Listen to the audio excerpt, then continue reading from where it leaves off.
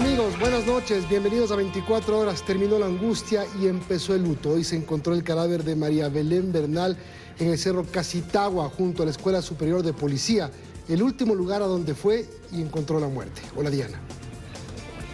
Hola Milton, amigos, muy buenas noches. Y a esta hora en el Laboratorio de Criminalística en Quito se hacen las pericias legales antes de que su familia pueda darle su despedida. Daniela Valencia nos dará detalles.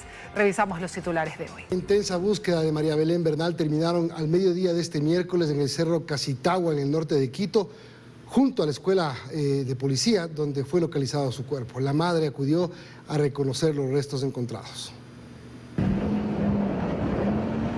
El paso acelerado del ministro del Interior, Patricio Carrillo, a bordo de una motocicleta, alertaba que algo importante estaba sucediendo.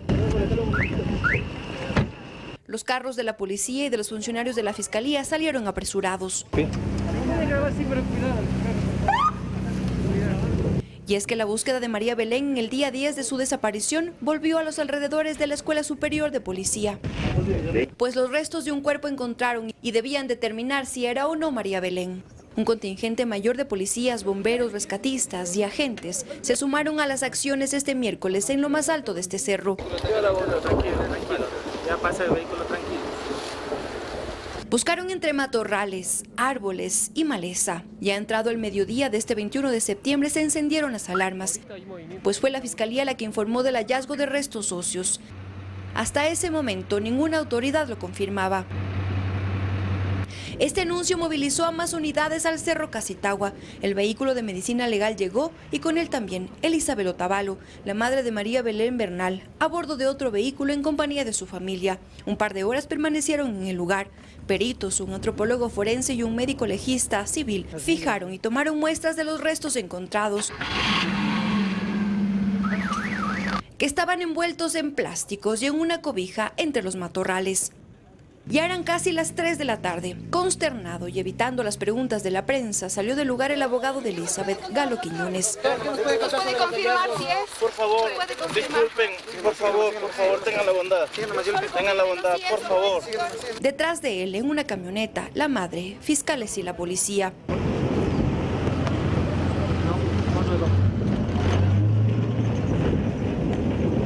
La búsqueda se levantó y esta vez se confirmó que los restos encontrados eran de María Belén Bernal, la abogada que fue vista por última vez el 11 de septiembre, cuando entró en busca de su esposo a la Escuela Superior de Policía y no salió con vida.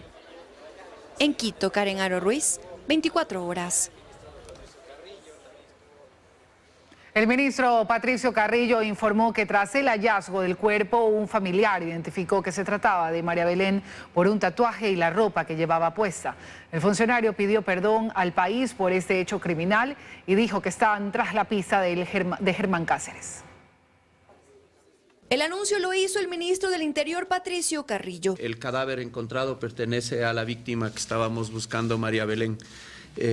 Nos faltaría por confirmar algunos temas que ya pasan por medicina legal, procedimientos que corresponden a Fiscalía a través de medicina legal. Aseguró que su cuerpo estaba entre envolturas plásticas, que a escasos metros se encontró una funda con una cobija y que fue un familiar el que la reconoció por un tatuaje y la vestimenta que llevaba puesta. En tercer lugar, por las envolturas que se encontraron, tanto las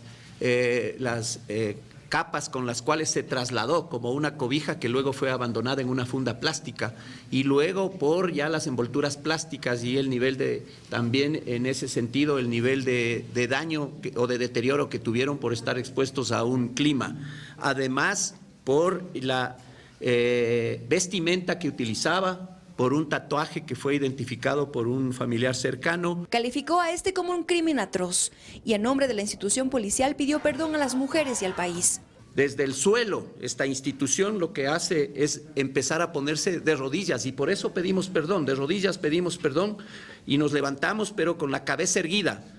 para hacer una transformación profunda, que es lo que se necesita. Y sobre la localización del teniente Germán Cáceres, el ministro del Interior Patricio Carrillo aseguró que como institución no descansarán hasta dar con su paradero. Anunció además que pedirá la vinculación de los 12 servidores policiales que la noche que María Belén Bernal ingresó a la Escuela Superior de Policía estaban de guardia. Tenemos que hacer los esfuerzos necesarios para encontrar a este sujeto y le vamos a sacar de debajo de las piedras. No vamos a descansar hasta que esto suceda. Dispuse a la Policía Nacional este momento que elabore un informe y solicite a la Fiscalía la vinculación en este proceso de todos aquellos que se encuentran hasta hoy en sumario administrativo, así como pidan en esa vinculación la prisión preventiva también para todos ellos, porque cometieron al menos algunas infracciones por omisión y que también tienen un nivel de responsabilidad. La audiencia de vinculación y formulación de cargos está prevista para este viernes 23 de septiembre a las 15:30. En Quito, Karen Aro Ruiz, 24 horas. Esta tarde se realizó la autopsia del cuerpo de María Belén Bernal. A las instalaciones de criminalística llegaron sus familiares. Vamos allá justamente. Ahí está Daniela Valencia para contarnos detalles de lo que ocurre a esta hora. Hola Dani, buenas noches. ¿Ya salieron los familiares?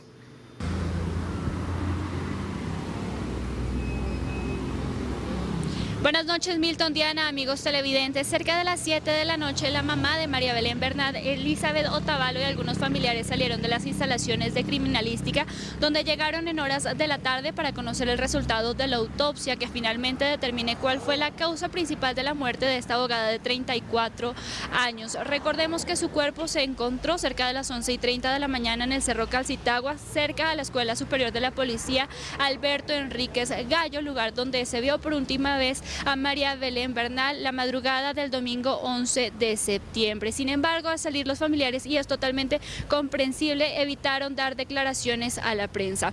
Contarles además que mientras se daba a conocer que los restos óseos pertenecían a María Belén Bernal, se realizaron varios plantones en distintos puntos de la ciudad, principalmente en el Ministerio de Agricultura y también en la Fiscalía General. Esto que inició como un plantón terminó siendo una movilización hacia la Comandancia General de la Policía exigiendo justicia. Principalmente mujeres pusieron leyendas como "hablamos por las que ya no están" y "ni una más". Ellas piden que se capture a Germán Cáceres, que es el principal sospechoso y también esposo de María Belén Bernal. Es lo que les podemos compartir al momento. Regresamos con ustedes a estudios. Una buena noche. Buenas noches, gracias Daniela por la información. Y fue el presidente de la República, Guillermo Lasso, quien confirmó que la búsqueda de María Belén Bernal había terminado tras el hallazgo de los restos de la abogada en el Cerro Calcitagua en Quito.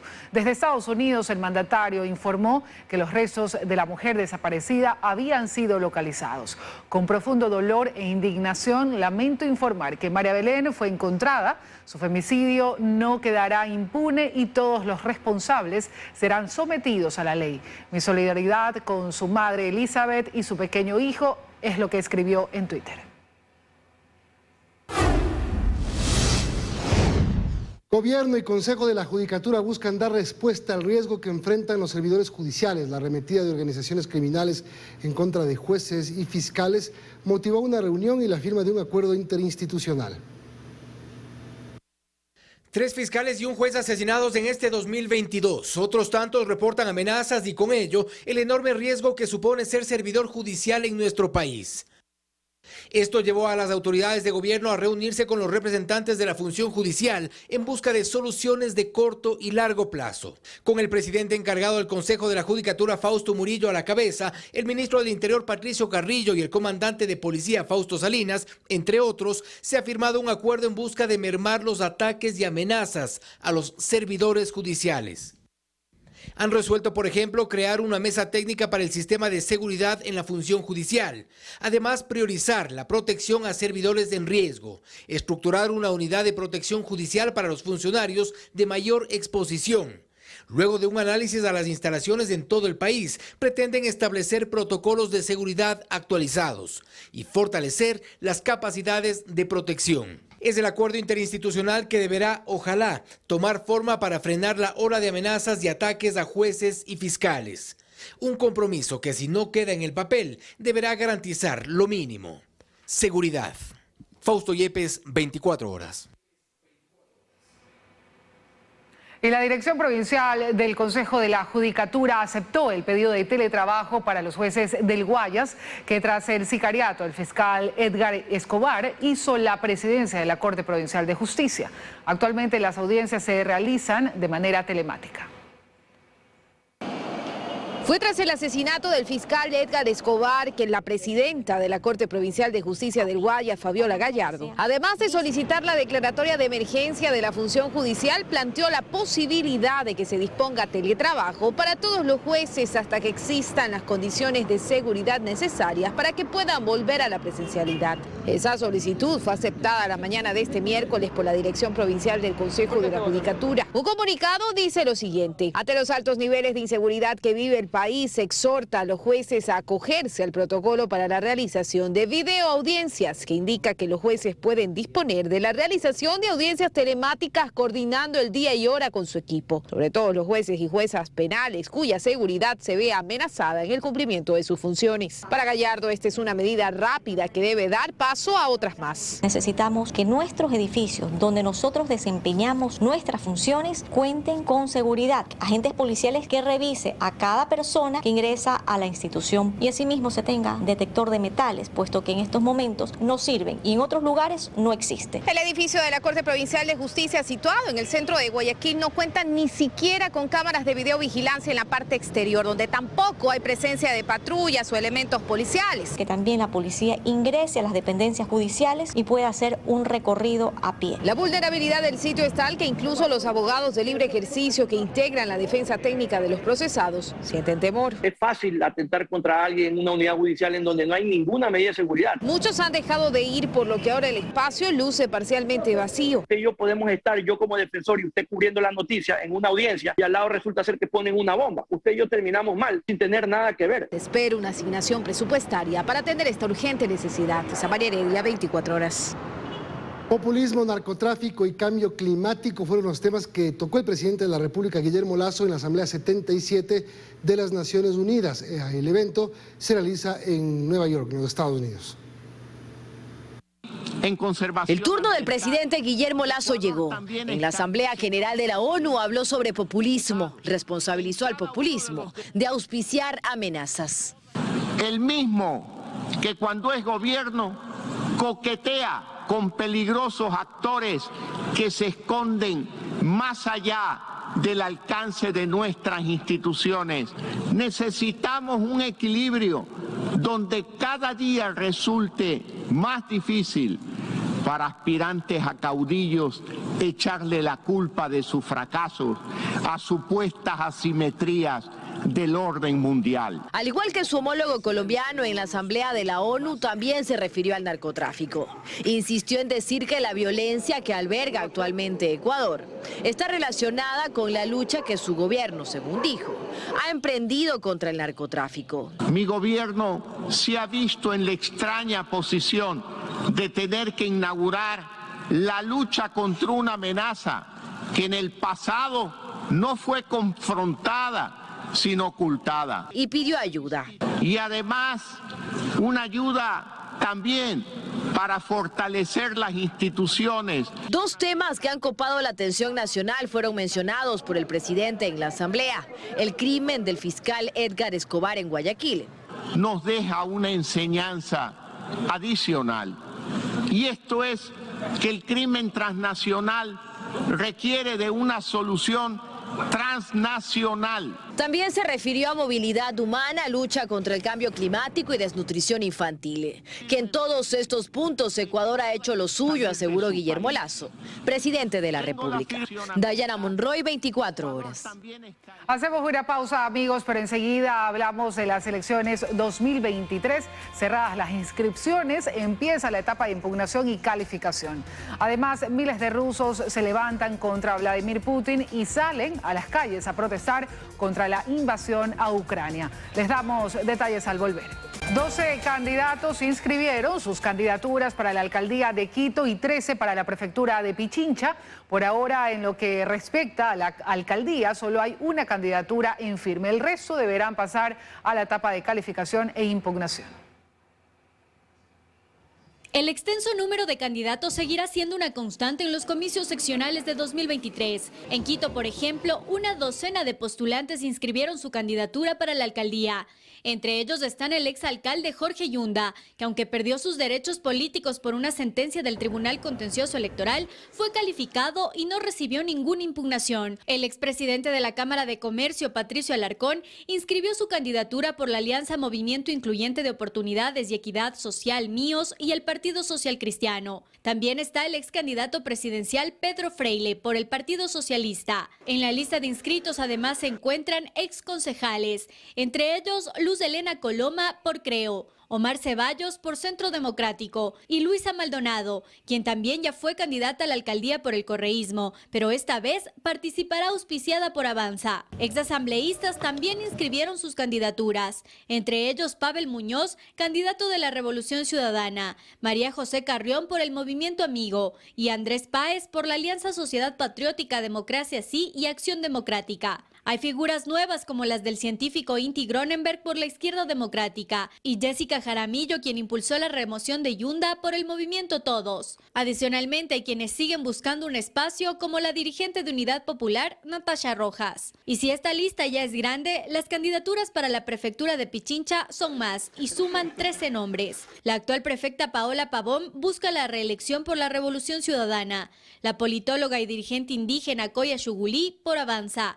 El ex arquero Jacinto Espinosa por el Movimiento Amigo, los ex concejales Andrea Hidalgo por Centro Democrático y Eduardo del Pozo por la Alianza Va por Ti, el exalcalde de Cayambe Guillermo Churuchumbi por Pachacutic, el empresario Gonzalo Pérez por el Movimiento Todos. También están en la lista abogados como Andrés Castillo por el Partido Social Cristiano y Elsa Guerra por el Partido Socialista Ecuatoriano, Cecilia Jaramillo por Unidad Popular, Roberto Altamirano por la Izquierda Democrática, Pablo Vélez por el Movimiento Renovación Total y Daniela Zambrano por la Alianza Quito Vuelve. En Quito, Belén Merizalde, 24 horas.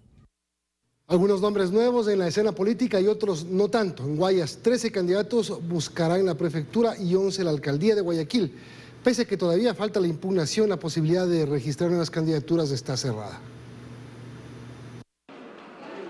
Al cierre de la etapa de inscripciones, la delegación electoral del Guayas dejó conocer que 11 candidatos buscan correr por la alcaldía de Guayaquil. En esta lista, Jimmy Jairala de Centro Democrático, Ecuador Montenegro de Unidad Popular, Rocío Serrano de Sociedad Patriótica, Aquiles Álvarez de la Revolución Ciudadana, Cintia Viteri del Partido Social Cristiano, Antonio Orbe de Avanza, John Garaycoa de la Izquierda Democrática, Jaime Páez de Democracia Sí, Pedro Pablo Duarte de Suma, Jonathan Parra de Mover e Iván Tutillo de Renovación. En tanto que por la prefectura del Guayas iría un número mayor. En total se inscribieron 13 candidatos.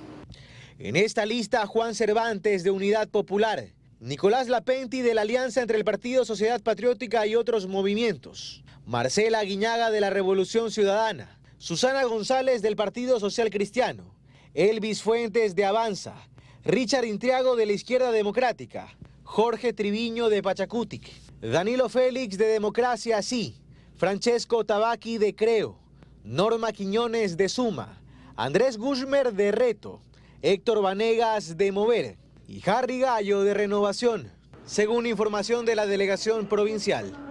En los 25 cantones de la provincia del Guayas se registran 235 candidaturas inscritas para las diferentes alcaldías. En Guayaquil, Carlos Acoto, 24 horas.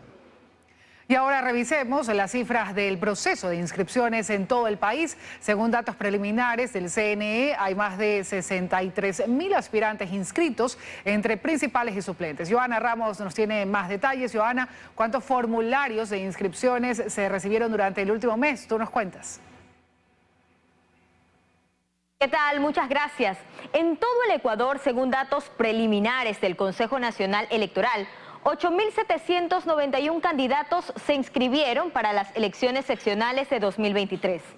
188 para prefectos y viceprefectos, 574 para alcaldías y 338 para concejales urbanos.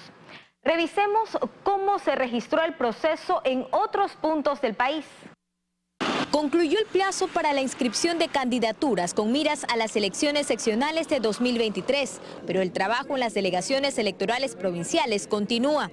Hasta ahora y según datos preliminares del Consejo Nacional Electoral, puesto que continúan con la revisión de la documentación presentada a última hora, 8.791 candidatos se inscribieron para participar el próximo domingo 5 de febrero. Que ha cumplido un hito más del calendario electoral con absolutamente un trabajo transparente, pero sobre todo lo calificamos y lo evaluamos como exitoso. En la provincia de Esmeraldas se presentaron 7 candidatos para la prefectura y 11 para la alcaldía de Esmeraldas. En Manabí se registraron 9 aspirantes a la prefectura y 14 para la alcaldía de Puerto Viejo y 9 para la alcaldía de Manta. En Santa Elena hay hasta ahora 6 candidatos a la prefectura y 8 para la alcaldía de Santa Elena. En la provincia de El Oro, 10 aspirantes a la prefectura y 14 se disputarán la alcaldía de Machala. En Chimborazo hay 9 candidatos a la prefectura y 11 candidatos para la alcaldía de Riobamba. En la provincia de Azuay se registraron 10 candidatos para la prefectura y 10 para la alcaldía de Cuenca. En total se presentaron los documentos de 562 ciudadanos. En la Amazonía, en Napo, hay 6 candidatos para la prefectura y 9 candidatos aspiran a la alcaldía de su capital, Tena. El domingo 5 de febrero de 2023, más de 13.450.000 ecuatorianos estamos convocados de forma obligatoria a las urnas para la elección de las autoridades seccionales y del Consejo de Participación Ciudadana. Siguen ustedes con más. Seguimos. Por un retraso en la entrega de información por parte del gobierno, la Mesa de Seguridad y Justicia se instalará el jueves. Hablamos de los diálogos entre el gobierno y los indígenas. En esta mesa se plantea abordar 4 temáticas: seguridad ciudadana con enfoque en derechos humanos, personas privadas de libertad, garantía del derecho a la resistencia y a la protesta y violencia contra la mujer. Mientras tanto, este miércoles se desarrolló el segundo día de la Mesa de Derechos Colectivos. Según dirigentes indígenas, hay muchas coincidencias.